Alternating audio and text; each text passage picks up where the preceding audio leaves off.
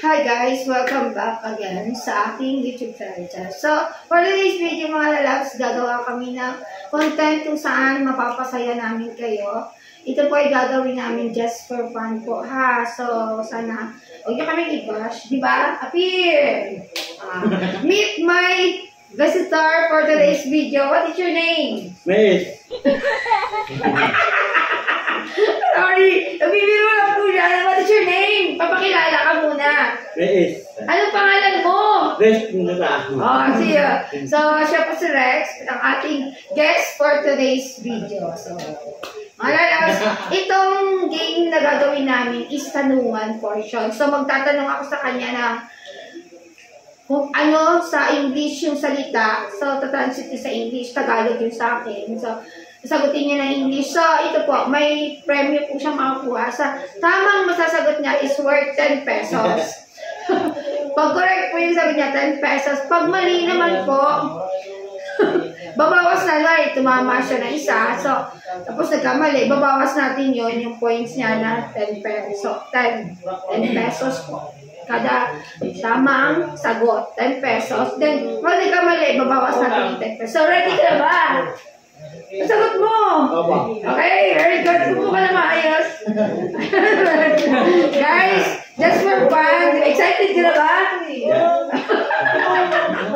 So, ganyan lang po talaga sa Rex. So, ito ang tanong ko. May naka-ready ako dito na 20 questions. So, makinig po kayo guys. So, ito na nga yun.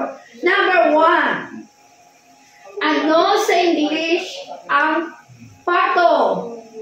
Duck. Oh, very good! Galing! So, correct! So, lalagyan natin. Correct! Pulo! 10 piso! 10 pesos. Okay, may tama ka na isa. Number 2. Ito yung tanong. Ano sa English ang pabo? Tukol. Tukol na tama ba?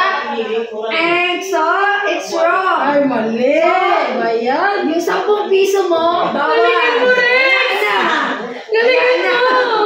So, ito, next question number 3 na po tayo.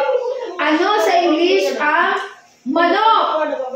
Chicken. Hey! 20 pesos. Oh, 10 pesos, another 10 pesos. So, kanina ako nasagot na nagkamali siya, binawas na sa panibago naman po ulit. So, may 10 pesos na siya. So, 10 pesos. Okay, ito, 8 na to. So, next, number 4. Ano sa English ang buko? Buko. Ulat. Buko. Ay! Ay! Ang galing! Kapag bukay na bukol. Nag-isip na! So, 20 pesos na si Rex. Meron ng 20 pesos. Kapag bukay na niyog. Next! Aba, galing! Next, number 5. Ano sa English ang ahas? Cobra. So, ang tamang sagot ay snake. Hindi cobra. Ang cobra hindi iniinom. So, yung 20 mo, babawasan natin ng 10 uli ang balance. Ano talaga? Kubrate mo. Okay, number 6. Ano sa English ang buwaya?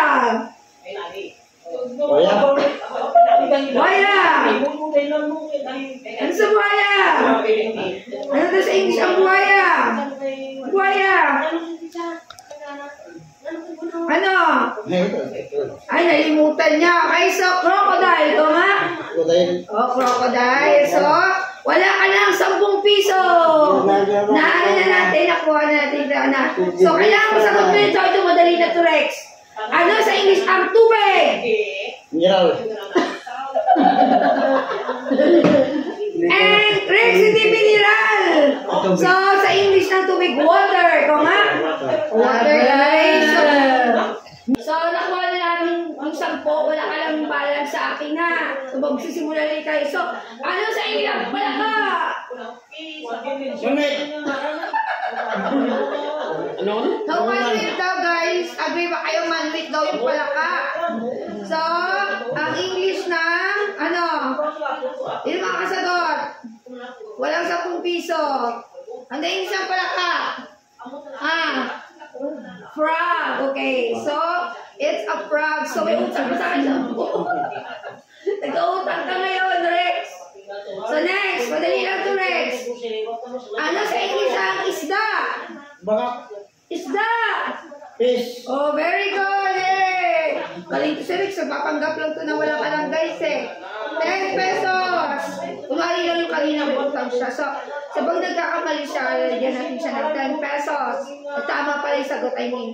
So, ito. Ano sa English ang bagis? Bagis, guys, sa Tagalog is pating. Bagis sa Bisaya. Inagay ang Pating. English. Ano sa English ang Waya. yung bagis? English. Waya. Ako nalo, ano? Waya. Buhaya na. It is a shark. Ano? Ay, shark. So, ang bagis ay shark. In Tagalog ay pating. So, hindi ka siya nakapag-aral. So, turuan niya natin siya at the same time. So, ito. Ano sa English ang kutsara? Kutsara. Nagamit sa pagkain.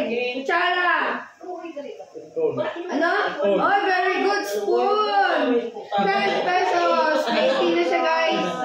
Hindi na natin binawas kasi ano, para baka wala siyang mapanalunan. Number 14. Ano sa inyo ang tinidor? Kung alam mo yung spoon, ano ang tinidor? Ano? Ano? Spoon? Ano yung kutsara yun eh? Ano? Spoon? Ano? It is a fork. Okay, fork. So, bawas na 10. 10 na lang. And, next, ito, madali lang to, Rex. Ano ang English ang payong? Ako. Agila. Payong! Ulan! Okay, very good. So, umbrella, check. 10 pesos. Ayan. Next, hindi ka na tumaangat. 20 pa rin. So, ito, next. Ano sa English ang salamin? Para. Unlap. Salamin yung salamin. Unlap. Hindi ito. Salamin sa mukha. Hindi ko salamin eh. Ano? Di para daw, guys. Agree ba kayo? So, bahala na kayo, ha? A mirror. Ikaw nga?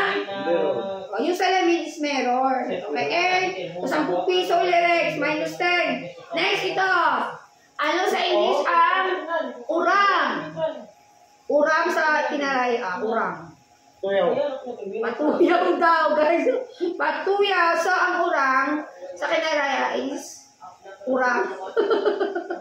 So, in Tagalog, it's ipon. So, in English, it's a shrimp. Ikaw nga? Oh, a shrimp. So, minus 10, Rex, 10 pa din. And, so, ito, tatlong, ano lang, Rex, ha? So, ano sa isang kaldero? Zero. Kaldero! Kaldero! Tay. Ano? Tay. Saing daw ang kaldero, guys. Hindi wala ba kayo